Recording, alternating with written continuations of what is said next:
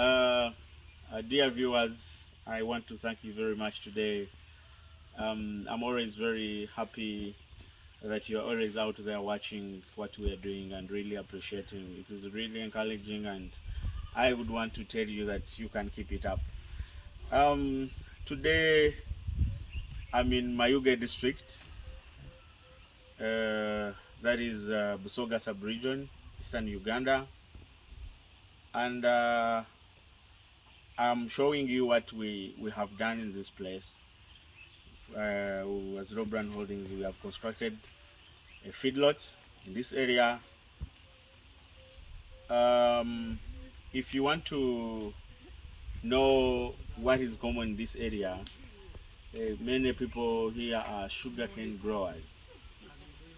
For quite a number of time, I've been wondering why we cannot get people in this area interested in fattening animals, or even in raising dairy animals, or even in raising goats.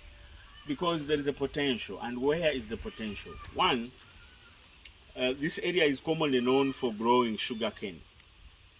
Everywhere you move, there is a sugarcane plantation. Everywhere you go, there is a sugar. Every family almost has a sugarcane plantation. And then, because of that, the demand for sugarcane reduced, because everyone has, as you all know, the law of demand and supply.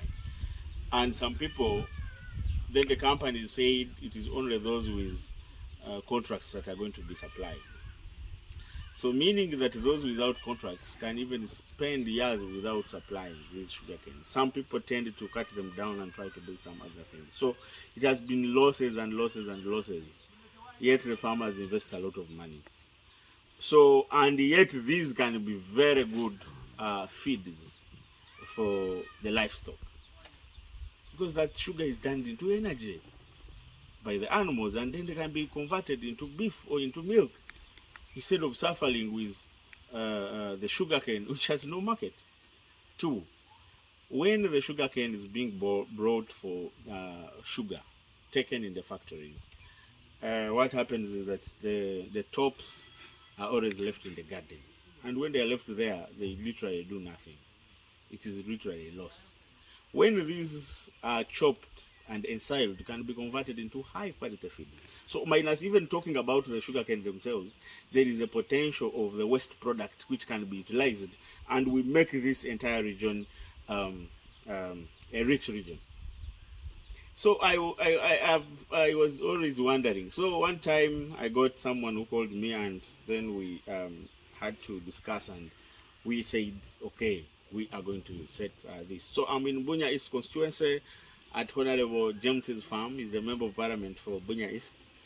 So we have constructed the feedlot already, and now, because the area already has the potential, the feeds are literally available everywhere. There is Mayuga sugar factory, the molasses is going to be there. So we are going now to start making silage. We are going to ensile and make lots of silage. There is sugar cane everywhere, and we are going to be feeding fresh as well. Then we are going to plant the hay. As we are moving to plant the hay and let it mature, we are going to be moving already with the feeds that are available. So I want to take this opportunity to thank Honorable for really putting up this initiative. I know it is going to be an eye-opener. I know so many people are going to be encouraged to utilize this land that has been used for sugarcane plantations and has not been bringing money.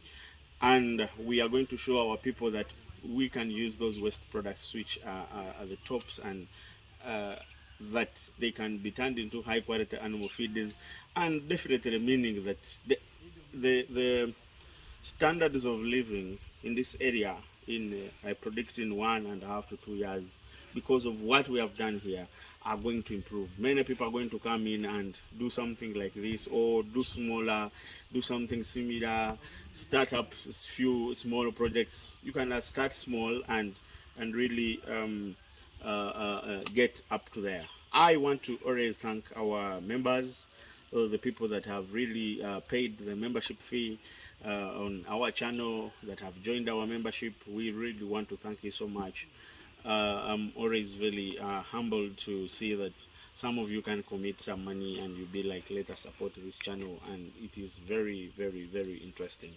So as we keep on, we are going to keep updating you. So I can take you through the feedlot just a little bit. We can raise up to 250 bulls in this area. The feeding place, you can show us what is happening here. So all this is going to be the feeding place. As you can go up there, we go and we go. So you see all of this place down here, inside in the middle here, is going to be for illuminating, exercising, and making money. This is the money. This is the money manufacturing area. Because when our animals eat, then they have to ruminate. They have to turn the feeds into the product that we need. All the feeds, the product that we call the money. What is actually going to be the money? So this is the money manufacturing area. It's like a machine that makes notes of dollars. It happens in this area because that's where the animals are really converting the feed. It's where they are eliminating from. So when you notice, there is a feeding place, this is where the animals are standing when they are feeding. Where I'm standing here, you can. Then there is the actual feeding area. Those are the troughs. This is where the animals are standing. And the reason why we make this concrete is because the animals are going to focus. They are going to be in this area for quite a number of times. They are going to focus. They are going to be here almost all the time when they are eating. And as I'm saying, they are supposed to be let to feed at libitum. I'm going to explain why. Now, when you look at the exercising area, it is as big as possible. You can see how big it is, and the reason is we want to allow the animals to have enough space for exercising and moving around. And two, once it is very big, then they are not going to concentrate in one area, and it will never going to be muddy because we are not putting concrete here. And you see, we are putting maram. So the whole instance is that why I came up with this kind of innovation and this kind of the structure design is we reduce the cost of construction. We make sure that it is easy for everybody. We make sure that it can easily be done. Other than if we are putting concrete here in this exercising area, that's more 100 million that we would have put. So we are saying, let us come up with an innovation where we can construct feedlots at a cheaper cost.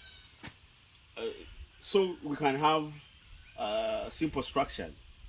Because it's definitely, I'm going to show you what we have done there on the dairy side, where we're going to put the dairy. Because at this farm, we're going to have dairy and we're going to have feedlot as well. So the structures we are saying can be simple.